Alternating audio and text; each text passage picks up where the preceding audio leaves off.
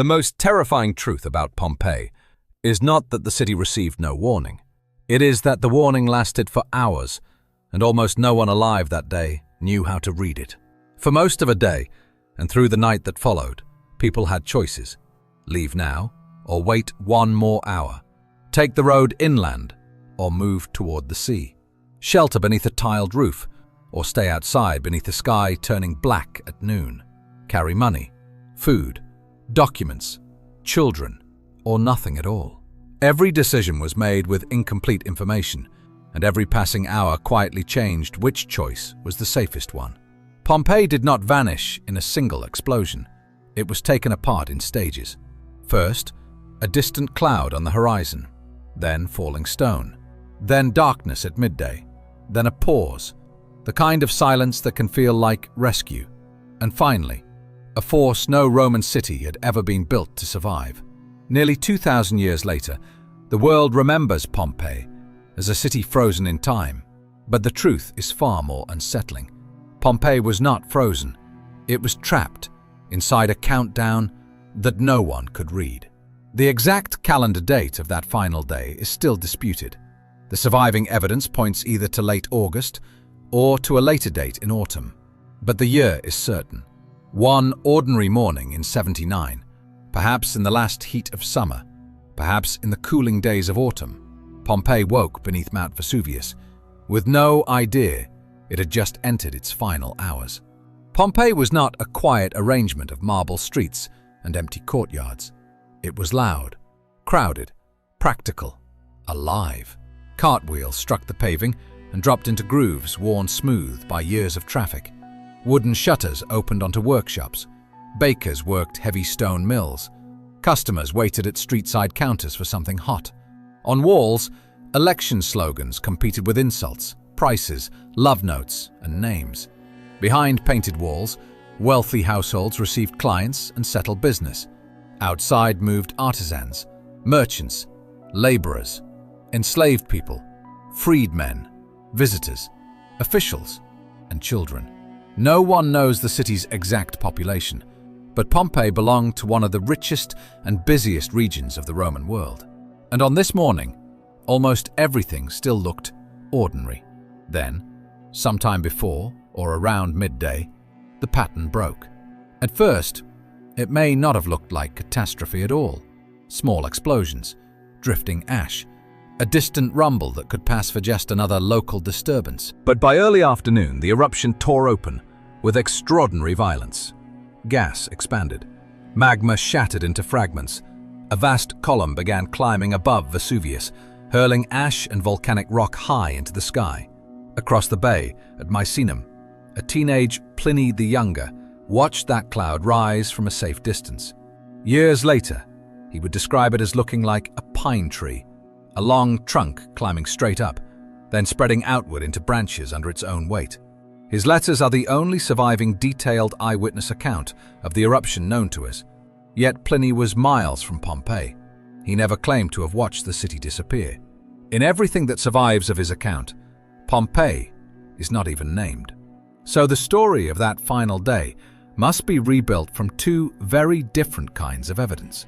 One is the testimony of a witness miles from the city. The other lies in the physical layers preserved inside Pompeii's streets, roofs, rooms, gardens, and courtyards. Together, they reveal the first great reversal of the story. The eruption itself had opened a window of escape. As the column climbed, the wind carried ash and pumice southeast, directly over Pompeii. Pale stone began to fall from the sky.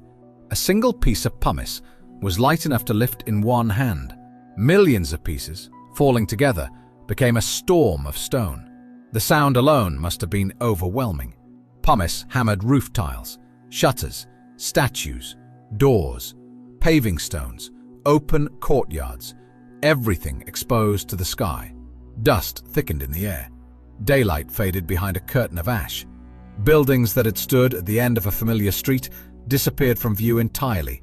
Every doorway had become a boundary between two different dangers. And beneath that falling stone was a city still healing from an older disaster. About 17 years earlier, a powerful earthquake had torn through Pompeii. Some temples stood unfinished. Some walls had only ever been patched, never properly rebuilt. Homes sat mid-renovation. Piles of construction material occupied rooms that had never fully returned to normal use. Looking back, that earlier earthquake resembles a warning written across the city. But the Romans could not interpret it as we do. They understood the danger of earthquakes, yet possessed no volcanology, no seismographs, no hazard maps, and no scientific model linking a tremor underfoot to magma rising beneath a mountain. Vesuvius had also been quiet for centuries. Its slopes were green, fertile, and carefully farmed. Vineyards climbed the lower ground. Farms spread across the countryside. The mountain did not look like a disaster waiting to happen. It looked like land, livelihood, and routine. There may have been more tremors in the days before the eruption. Pliny the Younger later wrote that earthquakes had grown so common across Campania that people barely noticed them anymore. It is one of the most human details in the entire story. Danger had repeated itself so many times that it had become background noise. Some people did not wait to understand exactly what was happening. They left quickly. That fact matters because the casts and skeletons found at Pompeii can leave a false impression that almost everyone stayed. Archaeologists have recovered the remains of more than 1,000 victims in the city and its surroundings. But Pompeii's total population was far larger than that, even if the precise number is debated. The evidence strongly suggests that many thousands got out during those early hours. They are the invisible majority of Pompeii's story. Survival, by its nature, rarely leaves the kind of evidence that catastrophe does. An empty house cannot tell us whether its owners fled that afternoon, had already left after the earlier earthquakes, or simply happened to be elsewhere that day. A missing box of coins may have left with its owner, been recovered by a survivor afterward, or been carried off by someone else once the city lay buried. Those who escaped largely vanished from the ruins. Those who stayed became the image the world remembers. But leaving was never as simple as turning towards the city gate. No one knew which direction would remain safe. Roads were filling with debris. Visibility was shrinking by the minute. Families had to choose in real time: wait for a missing relative, or leave without them; help an elderly parent through the streets, or risk losing the entire household; carry a child; lead an animal; take food, money, legal papers, tools, or sacred objects. Every added burden costs strength, speed, and time. Leave too early, and you might be walking away from your home and your livelihood for something that would pass by morning. Leave too late, and the road itself might no longer exist. And the same volcano was writing two very different stories, only a few kilometers apart. Herculaneum, to the west, was largely spared the pumice fall. The wind simply wasn't blowing that way. Pompeii, to the southeast, was being buried from above. Someone in Herculaneum could step outside and see almost nothing falling from the sky, while over Pompeii, the light was already dying beneath a column that refused to stop growing. That difference shaped every decision. In Herculaneum, the absence of heavy pumice could make the eruption appear farther away, or less immediate. In Pompeii, the sky itself was falling. Geography had divided the disaster before the people living through it could understand what that division meant. Meanwhile, at Misenum, Pliny the Elder was watching that cloud climb. He was not only a celebrated scholar, he commanded the Roman fleet stationed in the bay. At first, pure curiosity pulled him toward the phenomenon. Then a message arrived from a woman named Rectina, begging to be rescued from the threatened coast. In an instant, the mission changed. Observation became rescue. Pliny ordered the larger ships launched and sailed straight toward the danger, hoping to save more than one household. His vessels pushed into falling ash and pumice, while other boats fought to sail the opposite way, away from the coast.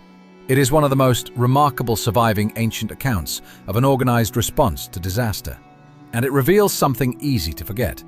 The Bay of Naples was not simply abandoned to the volcano. Sailors, families, servants, officials, and strangers attempted rescues without any reliable way of knowing how the eruption would change next. Back in Pompeii, the pumice kept falling. A few centimeters can slow a person down. A meter can turn a familiar street into something unrecognizable. Doors jam shut. Cartwheels sink and stick. Legs tire fast. The ground stops behaving like ground. Every step gives way and slides backward through loose, shifting stone. The roofs were under even greater strain. Most Roman houses opened around courtyards, but the surrounding rooms lay beneath heavy tiled roofs supported by timber beams. As pumice accumulated, those beams began to bend, then to crack, then to fail. Indoors, people were protected from stones falling out of the sky. Yet above them, the very roof offering shelter was becoming a loaded weight. This was the cruel logic running through the entire first phase of the eruption. The choice that seemed safest at one hour could become the most dangerous choice at the next. In parts of Pompeii, the pumice deposit eventually reached close to 3 meters deep. Under that weight, roofs and upper walls gave way. People who had chosen the strongest-looking rooms may have heard failures moving from building to building. They had no way to know whether the next crash would come from across the street or directly above their own heads. Others tried to cross the city after the debris had already grown deep. Some carried keys, coins, jewelry, tools, lamps, small personal treasures. These finds are often read today as signs of panic, but taking valuables was not necessarily irrational. Pompeii had survived destructive earthquakes before. Many of these people likely believed they were leaving for a night, maybe 2. They expected to come home. Then the falling material itself began to change. The earliest deposit had been dominated by pale pumice. Now darker, grey pumice started arriving. Evidence that a different part of the volcanic system, deeper underground, had begun to erupt. To a modern volcanologist, that shift in color records a precise change happening beneath Vesuvius. To someone standing inside Pompeii, it was one more unexplained twist in a day that had stopped following any rule they knew. The towering column had held for hours, driven upward by expanding gas. But after hours of climbing, a column of that scale can become dangerously unstable. If the upward force weakens, part of the ash cloud can collapse under its own weight. Instead of continuing to climb, the material turns and moves sideways. The result is what volcanologists call a pyroclastic density current, a fast-moving, ground-hugging surge of intensely hot gas, ash, and rock fragments. It does not drift like ordinary smoke or politely follow a road.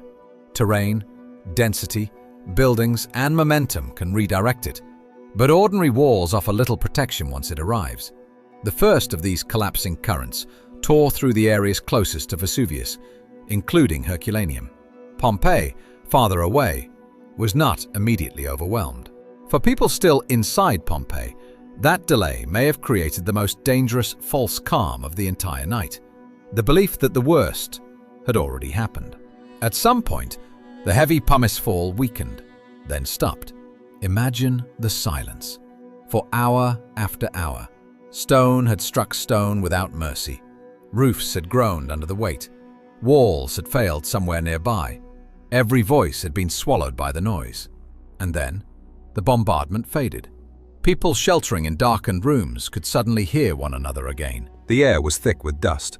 The streets were almost impassable. Vesuvius had vanished completely behind its own cloud, but the change offered something more powerful than any evidence could. It offered hope.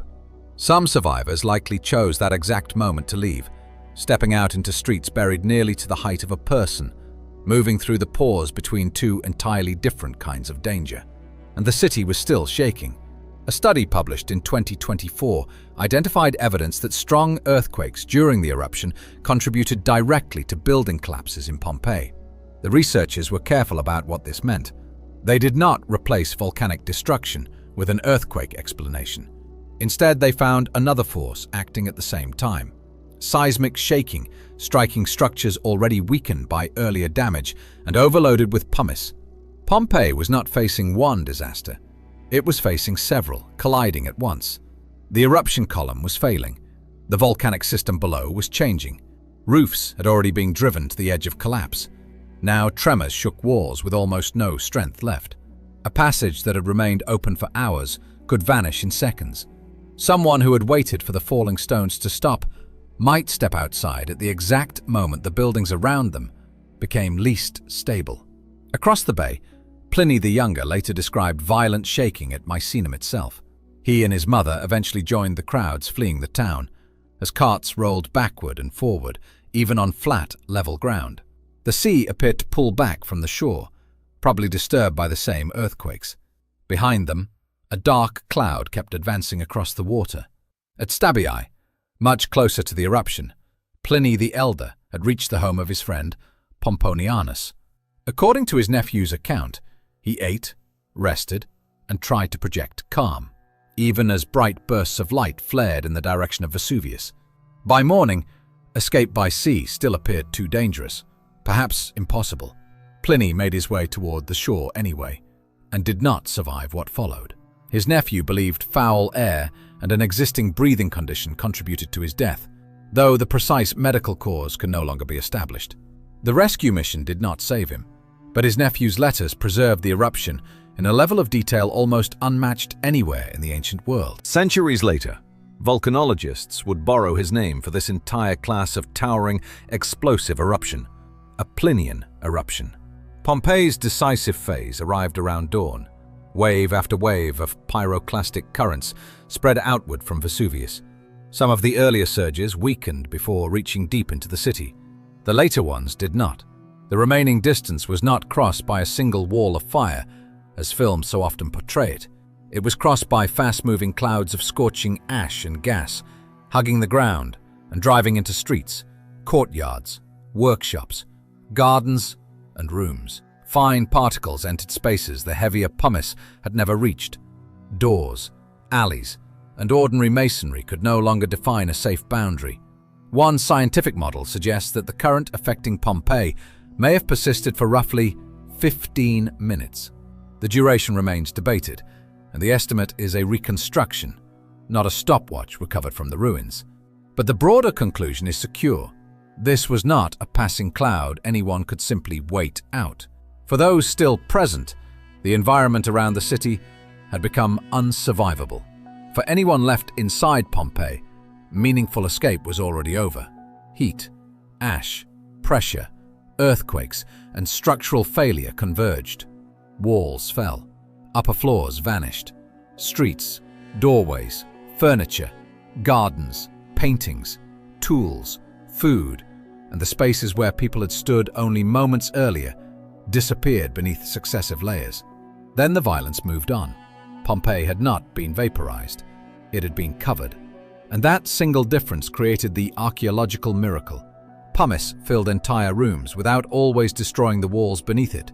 Fine ash entered the smallest gaps and packed itself around whatever remained.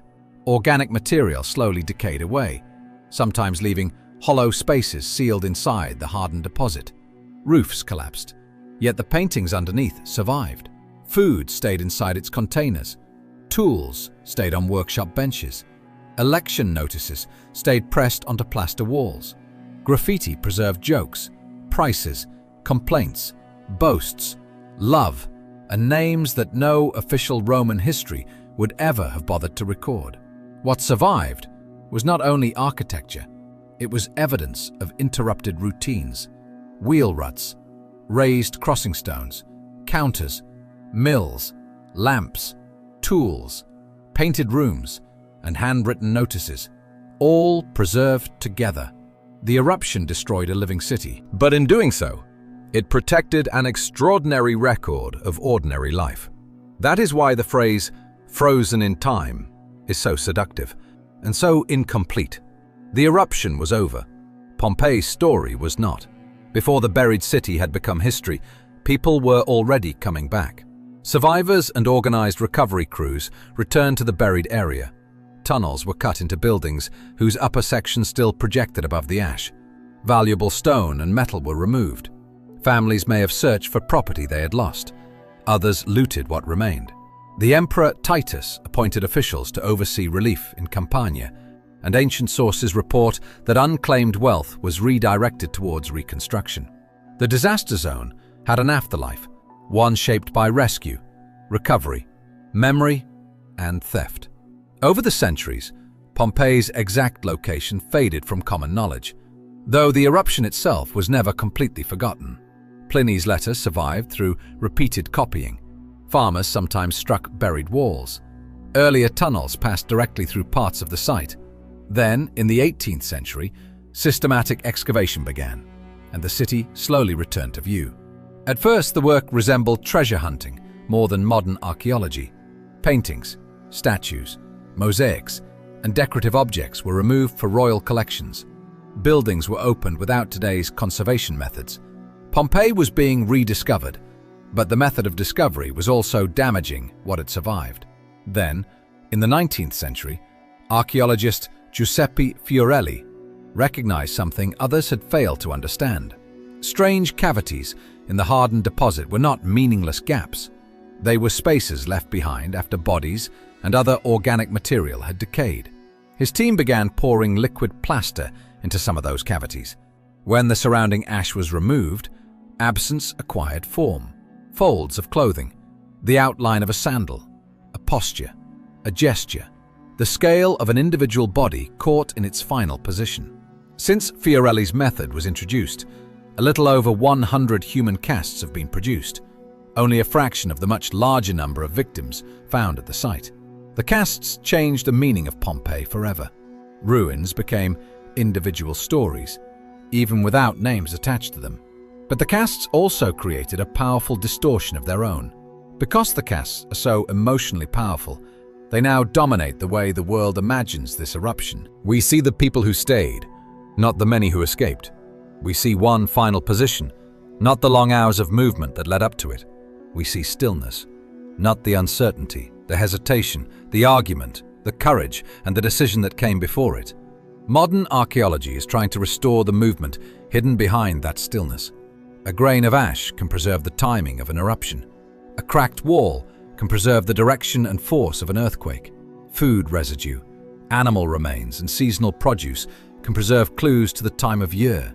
DNA and chemical traces can test identities and relationships that plaster alone cannot reveal. Construction methods show how homes were repaired and where recovery had stalled. Geology, architecture, and ancient testimony are read together, not only to ask how people died, but how they lived, worked, migrated, rebuilt, and reacted as conditions changed around them. And one of Pompeii's smallest surviving clues may have moved the disaster into another season.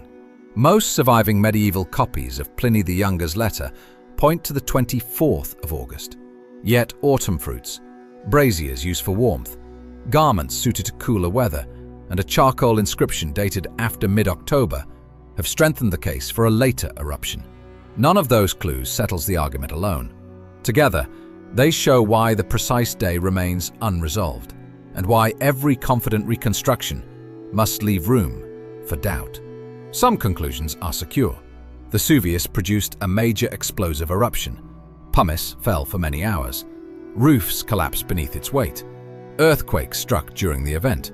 Pyroclastic currents ultimately swept through the city. Pompeii was buried beneath several meters of volcanic material. Other details remain genuinely uncertain. The exact date, the city's precise population, the minute-by-minute timing of every current, the decisions made inside individual households, and the specific medical cause of death in each case. Responsible history must preserve those uncertainties instead of covering every silence with a confident invention. And yet, uncertainty does not weaken this story. If anything, it makes Pompeii more human. The people of this city were not foolish for failing to understand a catastrophe with no clear precedent in living memory. They were reading fragments of information in real time. At the same moment, they were trying to protect family, property, status, work, duty, and whatever hope they still possessed. There was no clean decision, only choices made before the next warning arrived. Some left immediately. Some waited for a missing relative. Some trusted their buildings to hold. Some feared the roads more than the roofs. Some may have survived that first terrible night and believed, wrongly, that the danger had passed. Every one of those choices made complete sense, for at least a moment. That is why Pompeii still matters. It is not only a Roman city destroyed by a volcano. It is a record of what ordinary people do when the rules of the world change faster than the mind can accept them. A bakery can become a shelter. A shelter can become a trap.